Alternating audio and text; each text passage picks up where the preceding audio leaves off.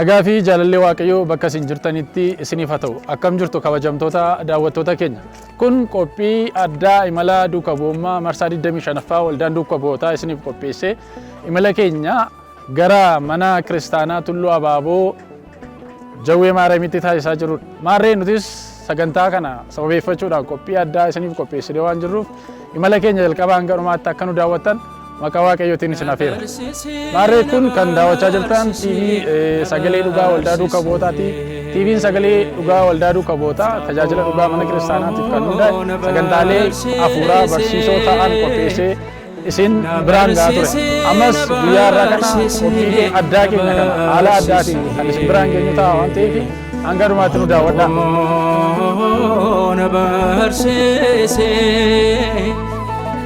Ichinan fayya ichinan jabada akkuma Niqoodimoos na barsiise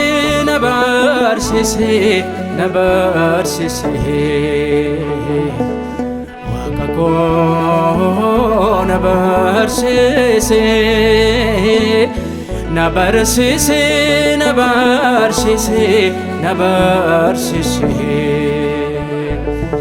Gooftaa koo na barsiise ichinan fayya ichinan jabada akkuma Niqoodimoos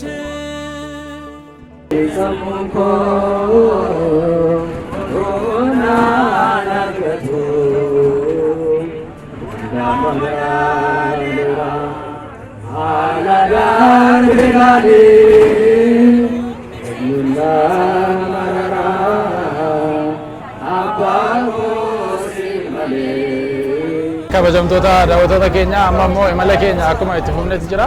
Maarree waldaan duukaa bu'ootaa imala isaa marsaa 25ffaa sababeeffachuudhaan qabxiilee marii adda addaa qopheessee miseensotaa fi imaltoota guyyaa har'aa mariisaa jira. Waa gochuun danda'u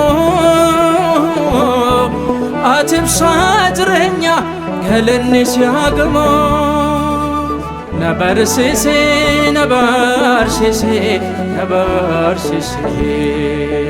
Waaqa koo na barsiise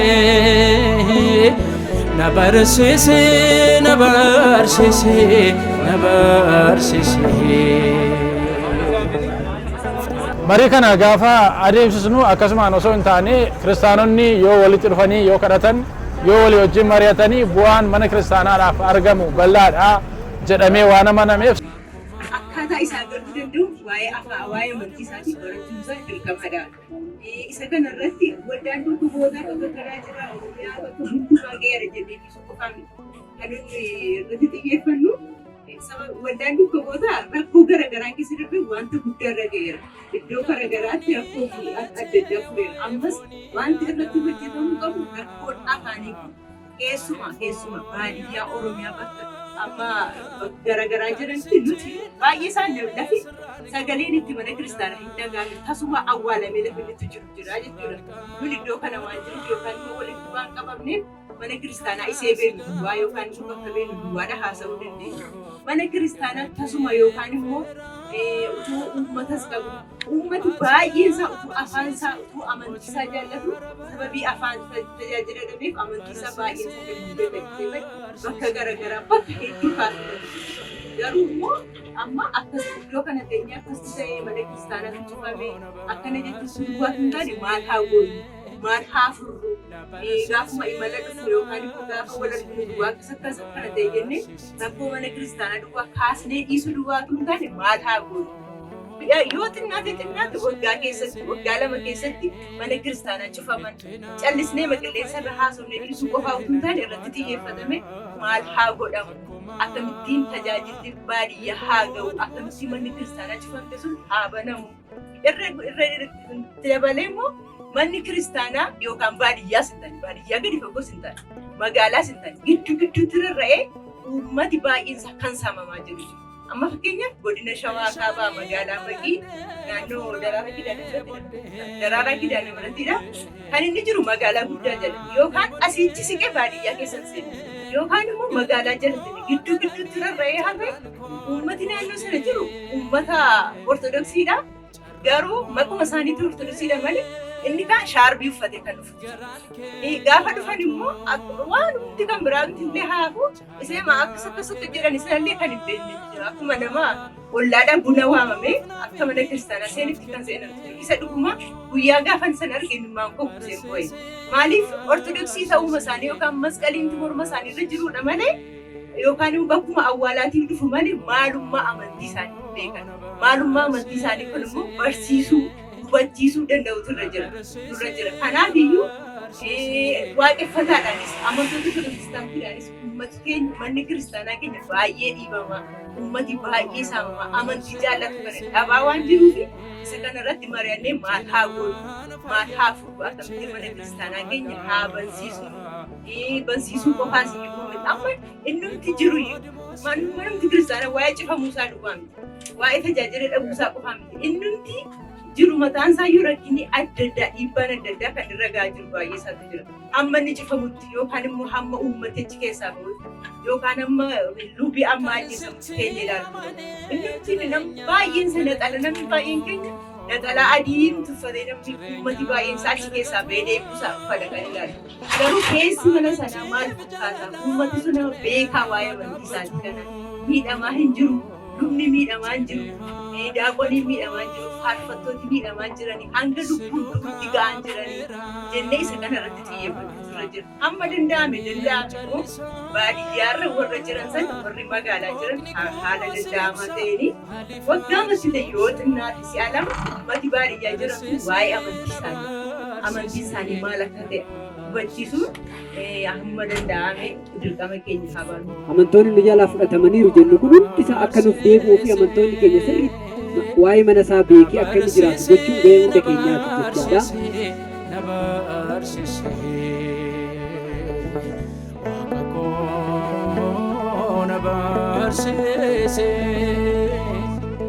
Ittinaan fayyaa ittinaan jabaadha akkuma Istifaanos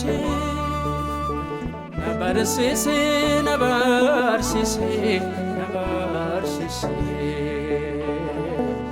Gooftaa koo na barsiise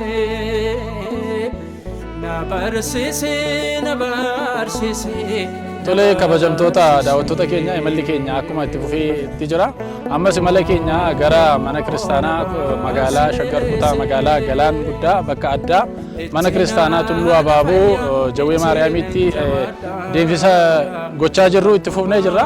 Amma immoo miseensonni waldaa duukaa bu'ootaa iddoolee dameelee adda addaa irra jiran akkasumas immoo wiirtolee adda addaa irra jiranii bakka tokkotti walitti makamanii yookaan immoo wal arginee jirra. Maarree ammas na duubatti kan argitan miseensota waldaa duukaa bu'ootaa wiirtuu walisoorraa dhufanidha. Isaanii wajjin mee waan imalaa wajjin wal qabatu afgaaffii gabaa isaanii wajjin ta'ee isaa amma xumuraatti nu hordofa. Kan koo Bashaada Nagaash jedhama. Walitti qabaa waldaa duukaa bu'ootaa wiirtuu Aanaa Bachooti.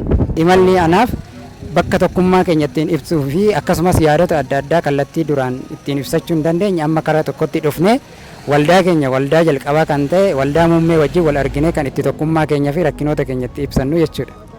Tole daawwattoota keenya ammas afgaaffiin keenya akkuma itti fufeetti jira. Amma immoo abbaa keenya wajjin afgaaffii gabaabaa taasifna. Luba Badhaasaa Tolaan jedhama. Gaheen hojii kootii kutaa magaalaa Koyyee Facceetti hojii geggeessaadha. Mana amantaa Ortodoksii Tawaahidoo Itoophiyaatti immoo miseensa hayyootaati. Tole egaa abbaa keenya waldaan duukaa bu'ootaa yeroo adda addaatti imala geggeessaa jira. Mee imalli bu'uura macaafa qulqulluutiin maali isiniif? Egaa imalli hafuuraa daawwannaa irraa adda.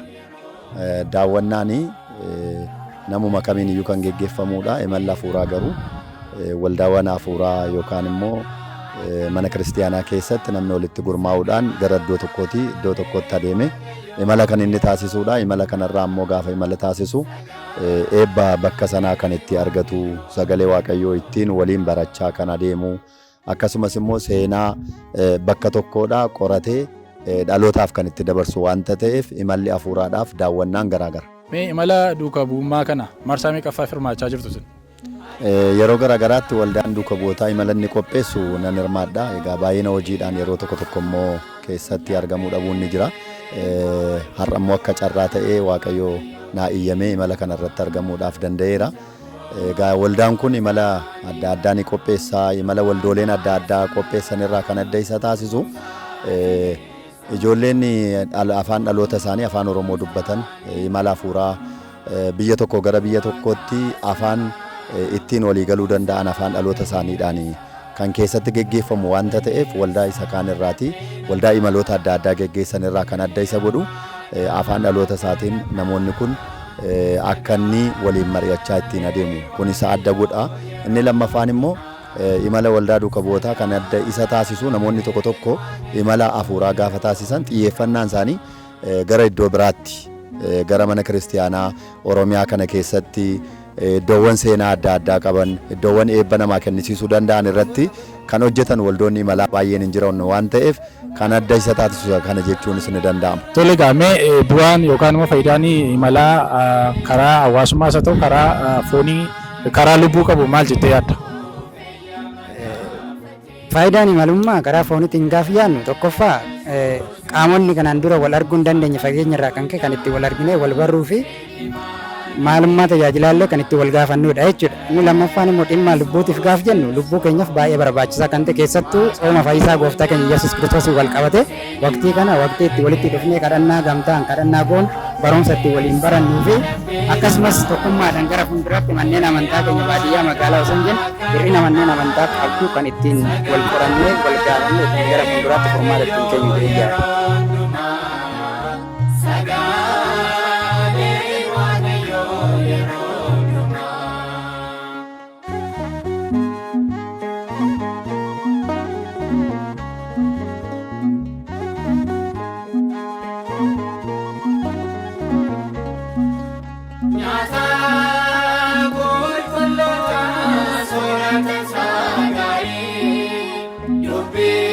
Kabajamtoota daawwattoota keenya imala keenya xumurree amma kunoo mana kiristaanaa qulqulleettii Maariyaamii Jawweetti argamnee jirra. Maarree imala keenyaan mariiwwan adda addaa ergaawwan adda addaa mana kiristaanaa waliif dabarsaa mari'achaa ammas geenyee jira. Ammas qophiilee adda addaa waan qabnuuf hanga xumura qophii keenyaatti akka nu daawwattan maqaa Waaqayyootiin si yaadachiifna.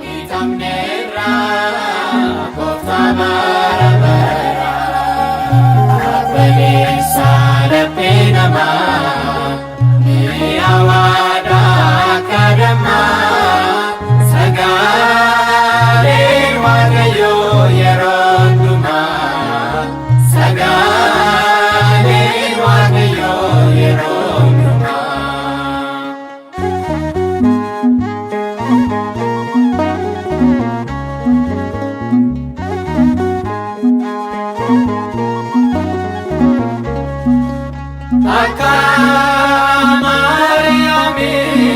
Boleti mata Wanundo manisne si wardofna kofta Ila pekenya si lagenya Argachuf jirena Ila pekenya si lagenya Argachuf jirena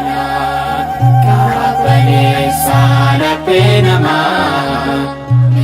Awada kadama Sagare wagayo yeronduma Sagare wagayo yeronduma Kapane sana penama Awada kadama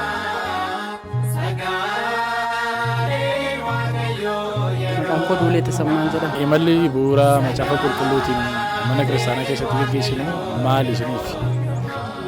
Imalli hafuuraa kan bu'uura macaafa qulqulluu irras kan kaa'amee jiru bartoonni Kiristoosis duukaa bu'oonnis kan gaggeessaa turani.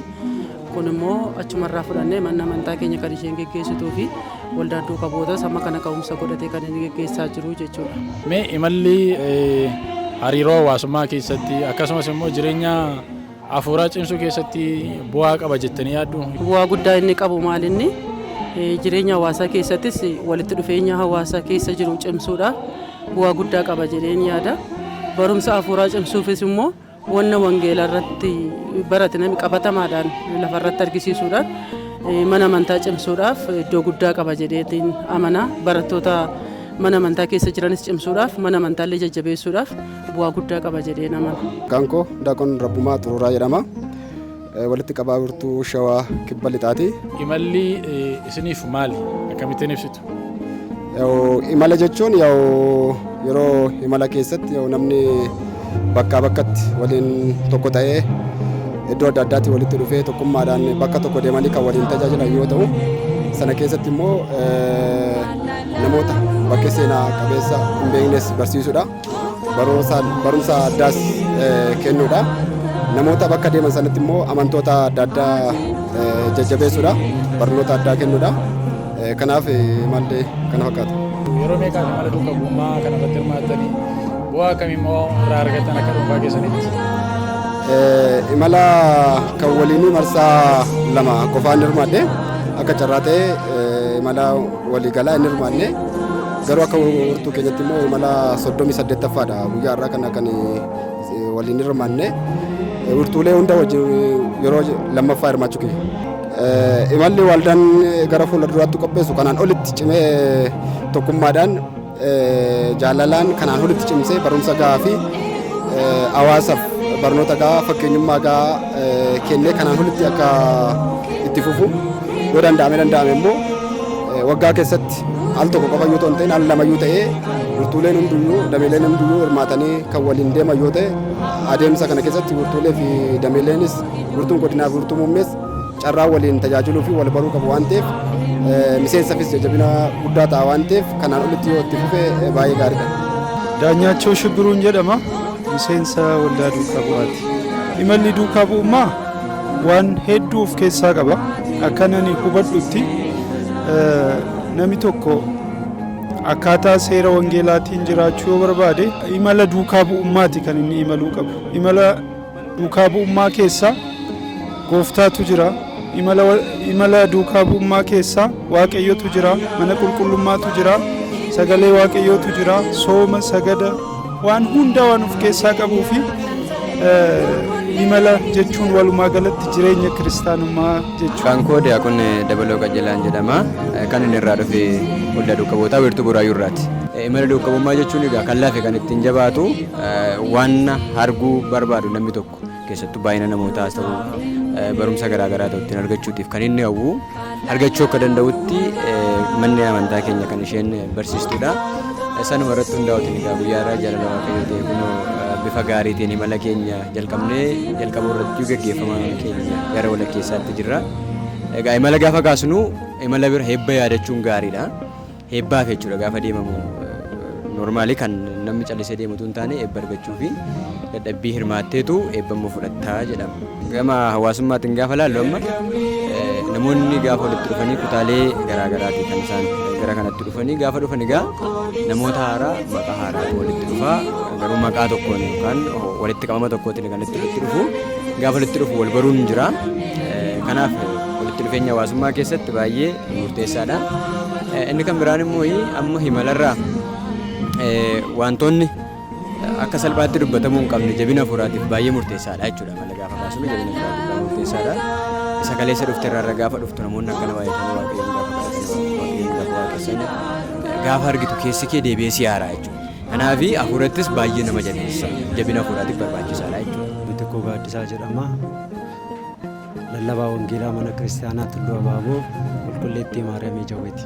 Inni amantaa Tulluu Abaaboo Maariyaamii Jawwee seenaa akkamii qabdi yookaan immoo moggaasumti maqaa isheetirraa kan Kiristaanaa Tulluu Abaaboo Qulqulleettii Maariyaamii jedhamti. Maaliif Abaaboo Maariyaamii jedhamte maaliif moggaafamte waggaa jedhamtu manni kiristaanaa kun kan ijaaramte taabonni waaqayyoo asitti gale gaafa abaaboo keessa yookaan immoo afaan amaariffaatiin tsiggee samu'eel tsiggee jedhamu keessa waan ta'eef sababa kanarraan kan ka'e tulluu abaaboo maariyaamii jedhamtee barbaadamte. Egaa moggaasa kanaan kan wal qabatu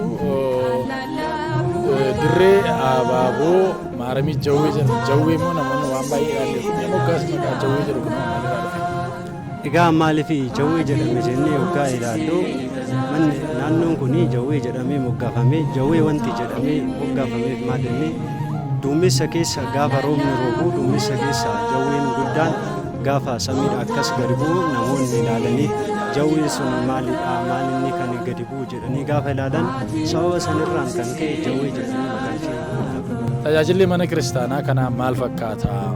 Egaa mana kiristaanaa kanaatti tajaajilli bal'inaan ni jira. Ji'a keessatti torbeewwan sanbata arfan keessatti sirni qulqulleessaan jira. Akkasumas immoo ji'a keessatti sirni qulqulleessaas ni jira. Sirni qulqulleessaa bifa bareedaa ta'een gaggeeffamaa jira. Maqaan koo Ubee Abdiisaan jedhama. Miseensa waldaa duuka bu'ootaati. Imalli hafuurawaa kun jireenya hawaasummaa keessatti, hariiroo hawaasaa keessatti, jireenya hafuuraa keessatti faayidaa qaba jettee yaaddaayi? Imalli hafuurawaa kun jireenya hawaasummaa keessatti tokko faayidaa inni qabu tokko obbolootni yeroo isaan itti wal arganii jireenya hawaasummaa walii wajjin jiraatan. Inni lammaffaan immoo jireenyuma hafuurawaa isaanii yeroo iddoo isaan itti cimsatan yeroo isaan itti obboloonni wal ta'anidha jedheen. Tole, maqaan koo Fiqaaduun jedhama. Miseensa waldaa duuka bu'ootaati. Akkasumas koree imalaa keessaa nama tokkodha. Imala waldaa duuka bu'ootaa marsaa 25ffaa kanarratti akkuma argitan miseensota baay'eetu hirmaate. Miseensota waldaa duuka bu'ootaa warra Finfinnee akkasumas immoo Shaggar keessa jiraatan wiirtuulee 5tu jira. Kan kanarraa hafe godina Shawaa Kibba Lixaa keessa warra jiran akkasumas Shawaa Bahaa keessaa wiirtuu Adaamaa dabalatee wiirtuu 10 fi wiirtuu giddu galeessarraa namoota naannoo nama 600 tilmaamuutu imala kanarratti argame. Imalli kun imala baay'ee milkaa'aa ture. Waaqayyo isin gargaaree baay'ee milkeessee Waaqayyo imala kana milkeesseef maqaan isaa kan galatamuuf kan ulfaate nuuf haa ta'u. Imala kana wanta adda taasisu waan lamatu jira. Innis maa'inni imalli kun waltajjii irratti barumsa waltajjii wal qabatu irratti kan baay'inaan xiyyeeffate. Innis tokko marii dhimma gaa'ilaa wal qabatu dursee gaafin miseensota waldaa akkasumas kiristaanota irraa walitti qaqqabaman abboonni mana kiristaanaa luboon akkasumas gorsaan gaa'ilaa akka yaadatti kennan ibsatti kennan taa'ee jira. Sirraayis namoonni baay'een gammachuu akka qaban argineerra. Lammata lallabni waltajjiitis akka gaariitti kennamee laphee nama baay'ee booji'eera. Konkolaataa keessattis bifa ho'aa ta'een namoonni mari'achaa turanii sirriitti wal bariimsa ture. Waan gaarii adeemsifamaa ture. Waan hundumaafuu imalli keenya baay'ee milkaa'aa ture. Waaqayyo milkeesse maqaan isaa kan ulfaatee fi galatamu nuuf haa ta'u. Tole, gamee kanumaan osoo hin darbiin imalli kun yeroo darbe waldaan duuka bu'ootaa hundeeffama isaa waggaa 14ffaa haala ajaa'iba ta'een kan inni qopheesse. Amma immoo imalli marsaa 25ffaadha. Namootni baay'een kan gaaffii itti ta'a jennee yaadnu yookaanis immoo gaafa gaafachaa turre waldaan imala waggaa marsaa 25 akkamittiin qopheessuu danda'e? Hundeeffamni isaa yoo waggaa 14 kan jedhamu mee yaada ifatee? Tole, baay'ee gaariidha. Imaloota waldaa duuka bu'ootaa jalqabarraa ka'ee hirmaachaa waan tureef waan beekuuf waan kanarratti waan yaada tokko tokko kaasuun hin danda'ama. Imalli kun marsaan isaa waggaatti imala tokko kennama jechuu miti. Waggoota muraasa as waggoota 3 darban kana waggaatti imala tokko imala guddaatu gaggeeffamaa ture. Tanaan dura garuu waggaa keessatti imala 2 haga 3tu gaggeeffamaa ture. Yeroo adda addaatitti wiirtuulee adda addaa wajjiniin qindaa'ee waggaa tokko keessatti imalli 2 gaggeeffamaa ture jechuudha. Akkaataa sanaan lakkaa'ameeti malee waggaatti imala tokko ta'ee waggaa 25 guuteetii miti jechuudha. Imaloota wiirtuulee adda addaa wajjiniin ta'ee kan gaggeeffame waan ta'eef 25 ta'e. Tole, miseensota waldaa duuka bu'ootaa biyya keessas biyya alaas jiran akkasumas immoo amantoota ortodoksii hundaaf ergaa yoo qabaatte? Ergaan nuti qabnu hundumti keenya waliin taanee mana kiristaanaa tajaajiluu akka qabnu keessayyuu wayita soomaa kanatti hundi keenya gaabbii gallee waan Waaqayyo gammachiisnu akka hojjennu dhaamsa kiyyaa miseensonni waldaa duuka bu'ootaa bakka adda addaa jirru yeroo soomaa kana keessatti imala hafuuraa taasisuudhaan gaabbii galuudhaan kiristaanummaa keenyatti akka jabaan akkasumas immoo mana kiristaanaa tajaajiluutti akka cimsinu ergaa kiyyaan dabarsaa. Galatoomaa isinillee. Imala keenya eegallee magaalaa Finfinnee irraa gara magaalaa Shaggar kutaa magaalaa Galaan Guddaa mana kiristaanaa Tulluu Abaaboo Qulqulleettii Maariyaamii Jawweetti taasisnee xumurreerra. Imala marsaa 26ffaadhaan hanga walii agarrutti imala duuka bu'ummaa marsaa 25ffaa nagaatti isiniin jenna.